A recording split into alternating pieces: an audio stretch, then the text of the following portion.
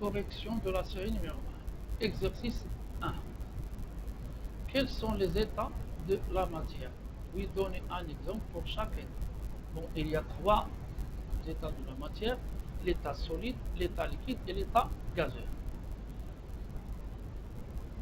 Si on trouve, ou bien si on prend un corps dans la nature, il y a soit un état liquide, ou bien l'état solide, ou bien un état gazeux. Exemple: l'état solide, le bois, le fer, la craie, etc., le stylo.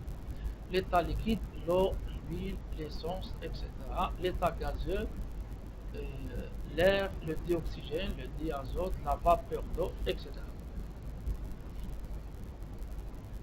Quelles sont les différentes transformations des états de la matière?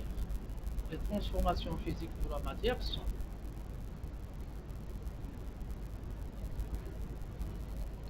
on a la fusion et le passage de l'état solide à l'état liquide. Lorsque la glace fond et devient de l'eau, c'est la fusion. La solidification est le passage de l'état liquide à l'état solide. Lorsque l'eau se solidifie et donne de la glace, c'est la solidification. L'évaporation, lorsque l'eau passe de l'état liquide à l'état gazeux, c'est l'évaporation. C'est le passage de l'état liquide à l'état gazeux.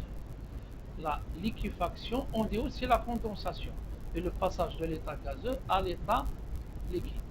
Mais c'est mieux de nommer cette transformation la liquéfaction.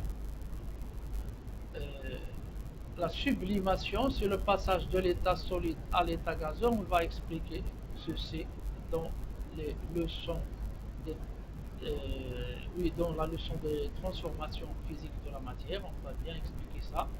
La condensation est le passage de l'état gazeux à l'état solide.